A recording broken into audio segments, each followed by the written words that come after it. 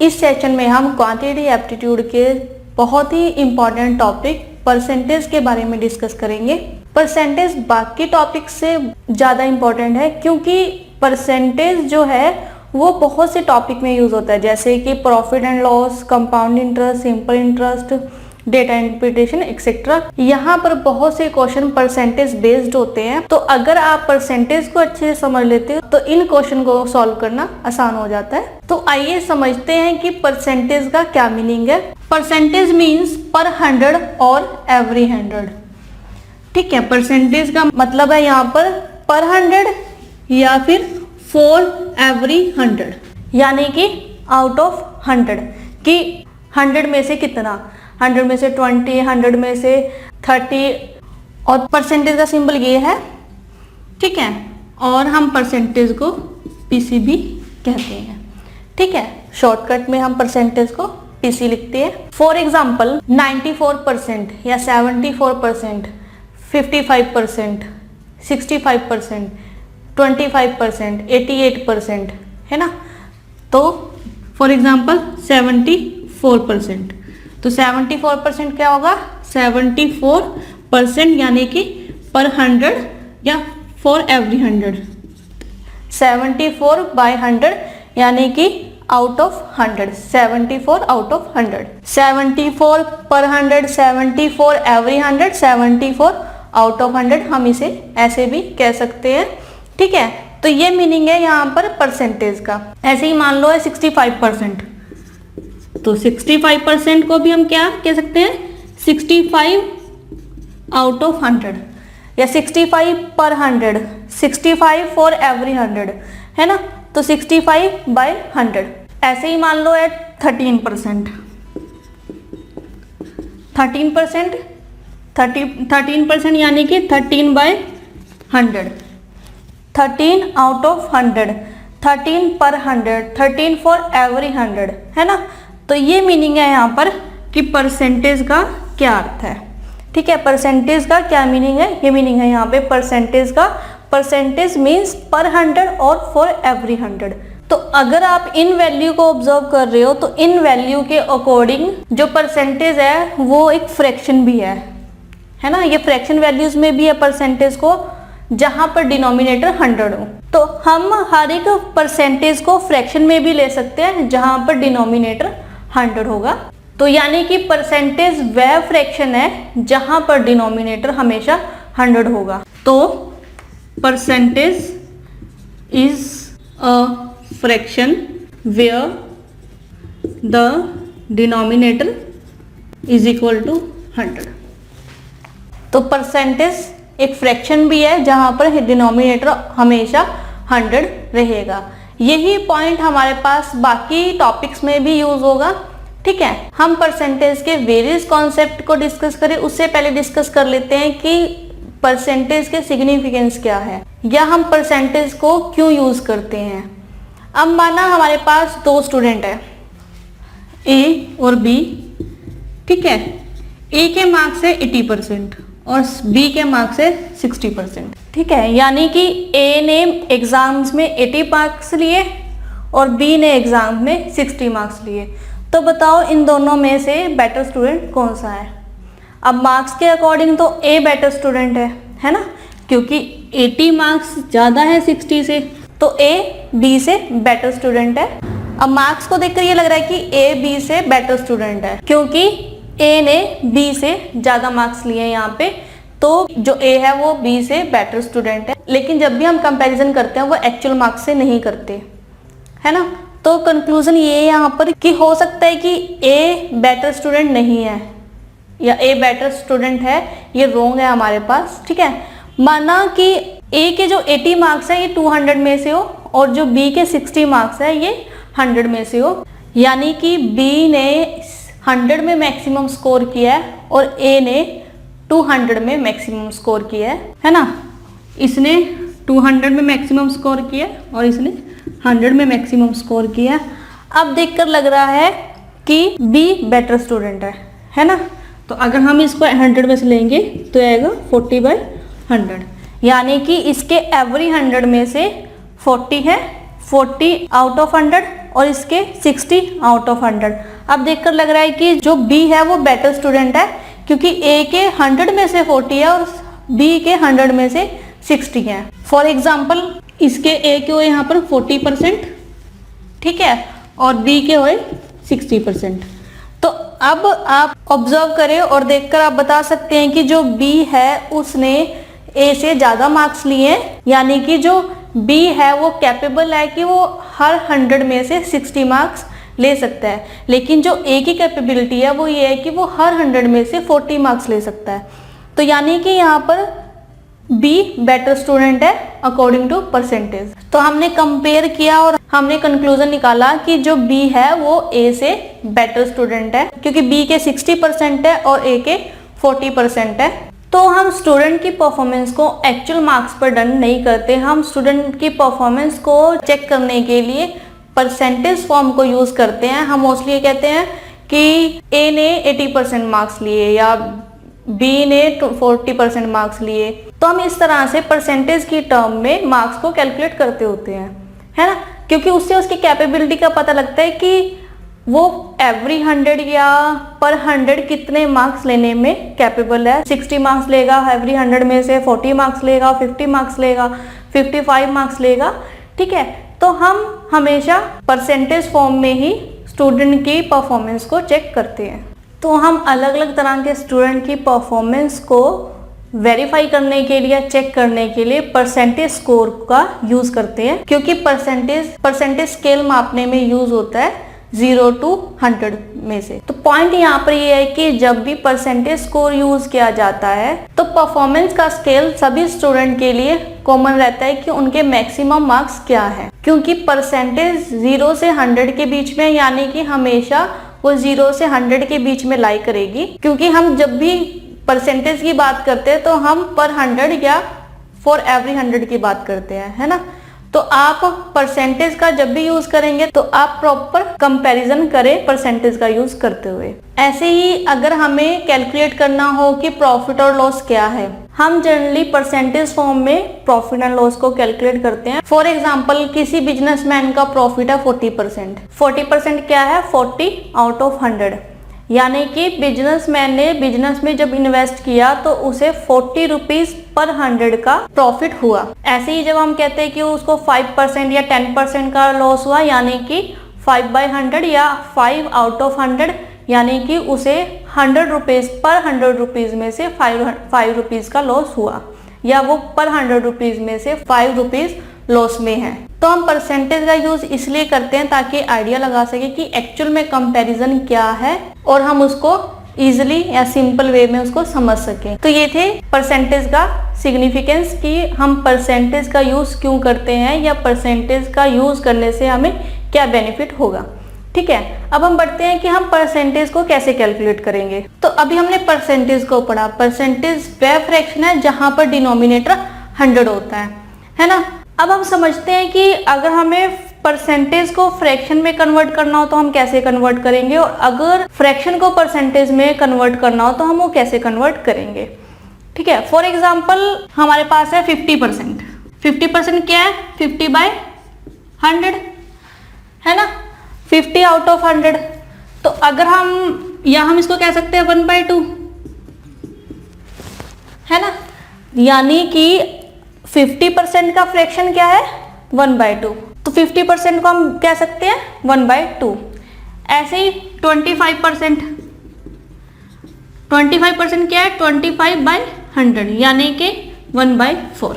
तो हम कह सकते हैं कि अगर हमें परसेंटेज को फ्रैक्शन में कन्वर्ट करना हो तो हमें 100 से डिवाइड करना होगा, यानी कि परसेंटेज को फ्रैक्शन में कन्वर्ट करने के लिए हमें 100 से डिवाइड करना पड़ेगा, तो हमारे पास फ्रैक्शन वैल्यू आ जाएगी। फॉर एग्जांपल है 60%। 60% क्या है? 60 आउट ऑफ 100 है ना, 60 आउट ऑफ 100 यानी कि 2/5 फ्रैक्शन टर्म में। ठीक है, अगर 60% को फ्रैक्शन में एक्सप्रेस करना हो तो ये हुआ 2/5, यानी कि 50%, 50 आउट ऑफ 100। अगर हम इसको सिंप्लीफाई करें तो ये आया 1/2, तो इसकी फ्रैक्शन वैल्यू हुई 1/2। 25%, 25 आउट ऑफ 100। अगर हम इसको सिंप्लीफाई करें तो यह है 1/4, 60%, 60 आउट ऑफ 100। और अगर हम इसको सिंप्लीफाई करें तो यह है 2/5। यानी कि अगर हमें परसेंटेज वैल्यू को फ्रैक्शन वैल्यू में कन्वर्ट करना हो तो हमें क्या करना है, सिंपली 100 से डिवाइड करना है। ऐसे ही अगर हमें फ्रैक्शन को परसेंटेज में कन्वर्ट करना हो तो हम वो कैसे करेंगे। फॉर एग्जाम्पल फ्रैक्शन है हमारे पास 5/8। अब हमारे पास ये फ्रैक्शन दी हुई है 5/8। अगर हमें इसे परसेंटेज में कन्वर्ट करना हो तो हम क्या करेंगे, सिंपली हम इसको 100 से मल्टीप्लाई करेंगे, मल्टीप्लाई विथ 100, ठीक है। और इसको सिंप्लीफाई करेंगे तो यह आएगा 62.5%, ठीक है। यानी कि अगर हमें फ्रैक्शन को परसेंटेज में कन्वर्ट करना हो तो हम 100 से मल्टीप्लाई करेंगे। ऐसे ही एक और फ्रैक्शन है, फॉर एग्जांपल 4/5। अब 4/5 इस फ्रैक्शन को अगर हमने परसेंटेज में कन्वर्ट करना तो हम क्या करेंगे, इसको भी 100 से मल्टीप्लाई करेंगे तो ये आएगा 80%। यानी कि हम कह सकते हैं कि परसेंटेज को अगर हमने फ्रैक्शन में कन्वर्ट करना है और या फिर फ्रैक्शन को परसेंटेज में कन्वर्ट करना है तो इनमें डेफिनेट रिलेशन है। यानी कि जब हम परसेंटेज को फ्रैक्शन में कन्वर्ट कर रहे हैं तो हम 100 से डिवाइड कर रहे हैं, और जब हम फ्रैक्शन को परसेंटेज में कन्वर्ट कर रहे हैं तो हम 100 से मल्टीप्लाई कर रहे हैं। तो आपको अगर परसेंटेज से फ्रैक्शन में कन्वर्ट करना है तो 100 से डिवाइड करें, और अगर फ्रैक्शन को परसेंटेज में कन्वर्ट करना है तो 100 से मल्टीप्लाई कर दो। अब हम जानते हैं कि हम परसेंटेज से रिलेटेड कैलकुलेशन को कैसे करेंगे। For example x% of y। अब x% ऑफ y यानी कि x% क्या हुआ, x/100 ऑफ y, यानी कि इज इक्वल टू हुआ x% यानी कि x/100 मल्टीप्लाई y, या हम इसको कह सकते हैं xy डिवाइड बाय 100। तो सिंपल कि जब हमें x% ऑफ y निकालना हो तो हम सिंपली क्या करेंगे, xy डिवाइड बाय 100, यानी कि x मल्टीप्लाई विद y और उसको 100 से हमने डिवाइड कर देना है, ठीक है। For example 30% of 600, 30% of 600।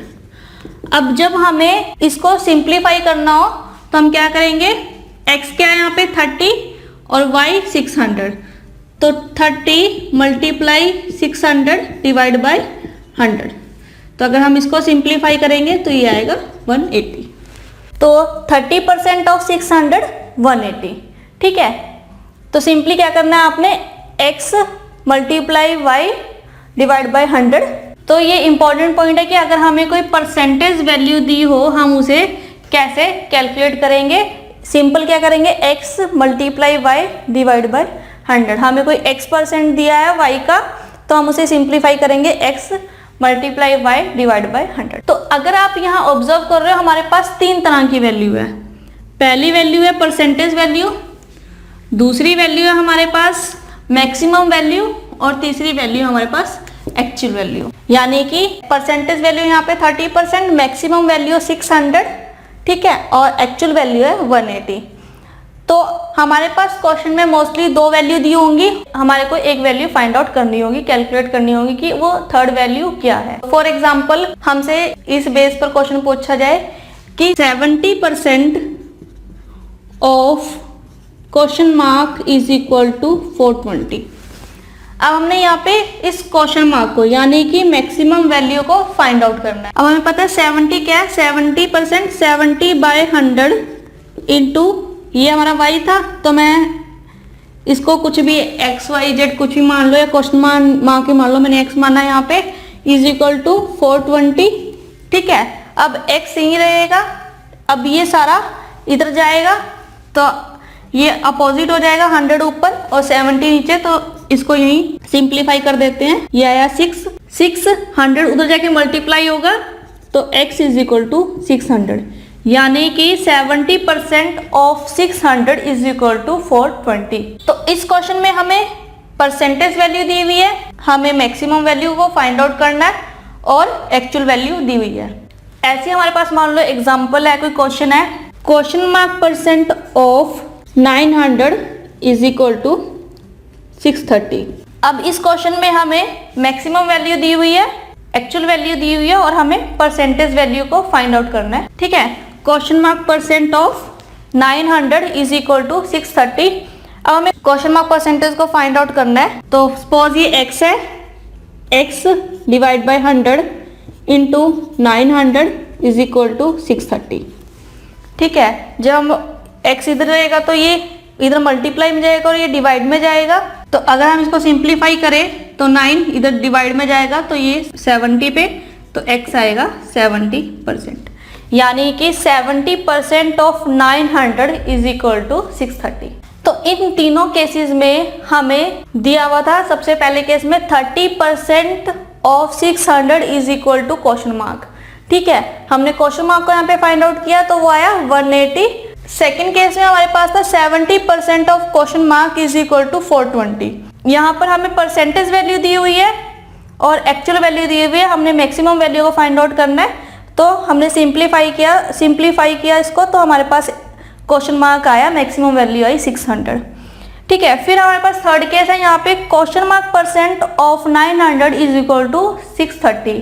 अब हमारे पास यहाँ पे मैक्सिमम वैल्यू दी हुई है, एक्चुअल वैल्यू दी हुई है और हमें परसेंटेज वैल्यू को फाइंड आउट करना है। तो परसेंटेज वैल्यू हमारे पास यहाँ पर आई 70% ऑफ 900 इज इक्वल टू 630। और ये सभी की सभी कैलकुलेशन इस इक्वेशन पर बेस्ड है, x% ऑफ y। अब हम इस तरह के क्वेश्चन को एक और तरीके से भी सिंप्लीफाई कर सकते हैं। कैसे कि एक परसेंटेज वैल्यू दी होगी, दूसरी परसेंटेज वैल्यू हमने फाइंड आउट करनी होगी। हमेशा मैक्सिमम वैल्यू को 100% माने, ठीक है, और जो दूसरी परसेंटेज वैल्यू है उसको कैलकुलेट करेंगे और उसके अकॉर्डिंग हम दूसरी परसेंटेज वैल्यू को कैलकुलेट करेंगे। कैसे करेंगे? फॉर एग्जांपल फर्स्ट क्वेश्चन था हमारे पास यहाँ पे 30% ऑफ 600। अब हमने मैक्सिमम वैल्यू को यहाँ पर 100% माना, ठीक है, यानी कि हमारे पास 100% है 600, यानी कि 100% है हमारे पास 600, ठीक है, और हमें 30% की वैल्यू फाइंड आउट करनी है। अब हमारे पास 100% की वैल्यू 600 और हमने 30% की वैल्यू यहाँ पे फाइंड आउट करनी है। हमने क्या करना है? सिंपली क्रॉस मल्टीप्लाई करना है, ठीक है। क्रॉस मल्टीप्लाई करेंगे तो question mark is equal to 600 multiply 30 divide by 100, तो ये कैंसिल, ये आएगा 180, ठीक है। सिंपली हमने जो मैक्सिमम वैल्यू है उसको 100% माना, दूसरी हमें परसेंटेज यहाँ पर फाइंड आउट करनी थी, ठीक है। हमने क्रॉस मल्टीप्लाई किया तो हमारे पास क्वेश्चन मार्क की वैल्यू आई यहाँ पे 180।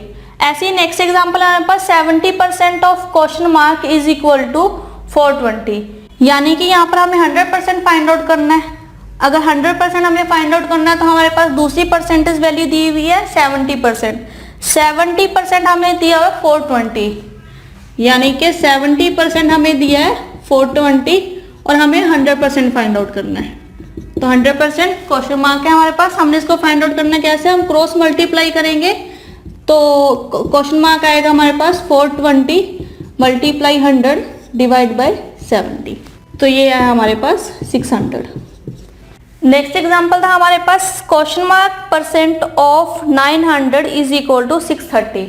अब हमारे पास 100% है 900 और हमें दूसरी परसेंटेज यहाँ पर फाइंड आउट करनी है, यानी कि 100% है हमारे पास 900 और हमें ये वाली परसेंटेज फाइंड आउट करनी है और ये इसकी वैल्यू दी हुई है 630। तो अगर हम इसको क्रॉस मल्टीप्लाई करें तो क्वेश्चन मार्क परसेंट आएगा 630 मल्टीप्लाई 100 डिवाइड बाय 900, ये आया 70%, ठीक है। तो हमने यहाँ पर देखा x% of y is equal to XY divide by 100, यानी कि हमारे पास क्वेश्चन में एक परसेंटेज वैल्यू दी हुई है हमें, या वो 100% की वैल्यू दी होगी या कुछ भी 30, 70, या हमें वो परसेंटेज वैल्यू ही दूसरी फाइंड आउट करनी हो, ठीक है। तो हमें एक परसेंटेज वैल्यू दी हुई है, हमें दूसरी परसेंटेज वैल्यू को कैलकुलेट करना है यहाँ पर, और इसमें हमें एक परसेंटेज वैल्यू, एक मैक्सिमम वैल्यू और एक एक्चुअल वैल्यू दी हुई है, और इन तीन फॉर्मेट में हमें एक परसेंटेज वैल्यू दी हुई है, दूसरी परसेंटेज वैल्यू हमने कैलकुलेट करनी है। तो हम सिंपली क्रॉस मल्टीप्लाई करके क्वेश्चन मार्क को फाइंड आउट कर सकते हैं। तो एक इंपॉर्टेंट पॉइंट यहाँ पर ये है कि हमारे को एक परसेंटेज वैल्यू दी हुई है, दूसरी परसेंटेज वैल्यू हमने कैलकुलेट करनी है, और हम वो कैसे कर सकते हैं, क्रॉस मल्टीप्लाई से। तो अगर आप क्वेश्चन को इस पैटर्न से करोगे तो आप जल्द ही आंसर को फाइंड आउट कर सकते हैं। नेक्स्ट पॉइंट समझने वाला यहाँ पर ये है कि यहाँ पर पॉइंट था x% of y is equal to xy divide by 100, same है y% ऑफ x के। वो कैसे, इसको समझते हैं। अब इसको समझते हैं कि जो x% of y is equal to y% of x same है, वो कैसे पॉसिबल है। हम जानते हैं कि x% ऑफ y क्या है, is equal to xy divide by 100। ये इक्वल है y into x divide by 100 के, क्योंकि x को y से मल्टीप्लाई करो या y को x से मल्टीप्लाई करो, हमारे पास क्योंकि जो वैल्यू आएगी वो सेम आएगी। तो अगर हम इसको स्प्लिट कर रहे हैं तो ये क्या आएगा, y divide by 100 into x, है ना। अब y बाई 100 क्या हुआ, ये y%, यानी कि y% ऑफ x। अब y% ऑफ x, ठीक है, तो ये हुआ y% ऑफ x। तो हम कह सकते हैं x% of y is equal to y% of x। तो अब ये जो पॉइंट है हमारे पास, ये कुछ सर्टेन कैलकुलेशन में हमारी हेल्प करेगा। For example 46% of 50, for example है हमारे पास 46% ऑफ 50। अब हमें 50 का 46% चाहिए। अब इसको कैलकुलेट करना थोड़ा सा टिपिकल है ना। तो हम क्या करेंगे, 50% ऑफ 46 कर लें इसको, यानी कि 50% ऑफ 46। अब इसको कैलकुलेट करना आसान है, कैसे, 50% ऑफ 46 यानी कि 1/2, 50% 1/2, 1/2 यानी कि 46/2, 46/2 क्या आएगा, 23। तो अगर हम इसको 46% ऑफ 50 की बजाय 50% ऑफ 46 ले तो हमारी कैलकुलेशन फास्ट हो जाएगी, है ना। अगर हम इसको कैलकुलेट करते तो ये टाइम थोड़ा सा ज़्यादा लेता, लेकिन इसको कैलकुलेट करना आसान है, ठीक है। तो आप इस तरह से अपनी कैलकुलेशन को आसान करने के लिए भी इस पॉइंट का यूज कर सकते हो, y% ऑफ x, जहां पर आपको लगे कि इसको परसेंटेज में कन्वर्ट करके या इसका परसेंटेज वैल्यू कैलकुलेट करना आसान है, तो आप उसको कन्वर्ट कर लो y% ऑफ x में, क्योंकि अगर हम इसको मल्टीप्लाई करें, इसको इससे मल्टीप्लाई करें तो भी सेम आएगा, अगर हम इसको इससे मल्टीप्लाई करें तो भी सेम आएगा, है ना। तो आप इस तरह से भी इसको यूज कर सकते हैं। अब हम समझते हैं कि अगर मान लो परसेंटेज में इंक्रीज और डिक्रीज हो रहा हो तो हम उस परसेंटेज को कैसे कैलकुलेट करेंगे। हमारे पास कोई वैल्यू है, वो परसेंटेज से इंक्रीज डिक्रीज हो रही है, अब वो परसेंटेज से कैसे इंक्रीज डिक्रीज होगी, इसको समझते हैं। फॉर एग्जाम्पल ओरिजिनल वैल्यू है हमारे पास x, ठीक है, ओरिजिनल वैल्यू हमारे पास x, और ये इंक्रीज या डिक्रीज हो रही है p% से। अगर ये इंक्रीज या डिक्रीज हो रही है p% से, तो हमारी न्यू वैल्यू क्या आएगी, न्यू वैल्यू आएगी x, यानी कि original value plus minus p% of x, यानी कि original value plus minus p% of original value, plus increase के केस में माइनस डिक्रीज के केस में। अगर परसेंटेज इंक्रीज है, इंक्रीज में है, ठीक है, तो हम उसे प्लस करेंगे, अगर डिक्रीज हो रही है तो हम उसको माइनस करेंगे, यानी कि वैल्यू इंक्रीज्ड बाय p%, तो x plus p% of x, और वैल्यू डिक्रीज बाय p%, तो x minus p% of x। इसका एक एग्जांपल समझते हैं। फॉर एग्जांपल राम की सैलरी है, राम की सैलरी 60,000, ठीक है, राम की सैलरी है 60,000 और ये इंक्रीज हो रही है, इंक्रीज्ड बाय 25%, और ये इंक्रीज हो रही है 25% से। अब जब ये 25% से इंक्रीज हो रही है तो राम की न्यू सैलरी क्या होगी, Ram's new salary is equal to original value x है यहाँ पे 60,000, ठीक है, इंक्रीज हो रही है तो प्लस, इंक्रीज हो रही है तो प्लस p% क्या है 25% ऑफ 60,000, तो ये हुआ 60,000 प्लस 25% ऑफ 60,000, 60,000 का 25%, तो ये हुआ 50,000, 50,000 तो ये हुआ 75,000। यानी कि राम की जो सैलरी जब इंक्रीज हुई 25% तो ये हुई 75,000। अब ऐसे ही मान लो सैलरी डिक्रीज हो रही है 20% से, सैलरी डिक्रीज्ड बाय 20%। अब जब ये 20% से डिक्रीज हो रही है तो राम की न्यू सैलरी क्या आएगी,